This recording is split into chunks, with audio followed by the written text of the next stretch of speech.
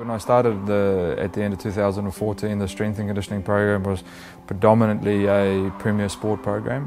One of the big efforts that we made was to try and increase the size of the program as far as the participation of the girls is concerned first, and then after that was to try and expand the program into some of our younger age groups. We had a makeshift space initially, and with the growth over the last couple of years it just wasn't suitable from a health and safety perspective, but also more so from a practicality perspective.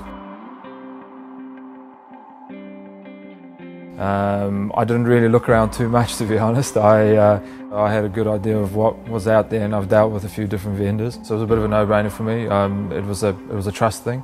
I knew the products were good quality, and I knew that the service that I was going to get from Rob was going to be good, and I could trust him more than anything. So a lot of discussion around functionality and how we were going to use the space. We have big, large groups that come in, so at any time we could have 60 kids in here at one time with only 2 to 3 staff.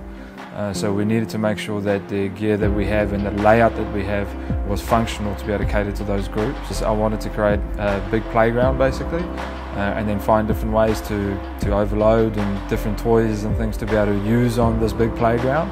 And ultimately I got exactly what I wanted at the end of the day. The beauty of the space is that we can cater to all the different groups, so not just the organised groups, kids that just want to come in and use the space and aren't necessarily involved in any groups.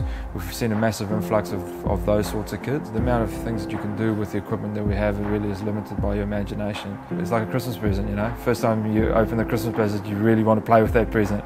And that's what it felt like for those kids. It was like a brand new playground Christmas present. And some kids are coming in three times a day sometimes just to try everything out. So there's not too much I would change. Anything that we thought we would change, we've sort of we worked out.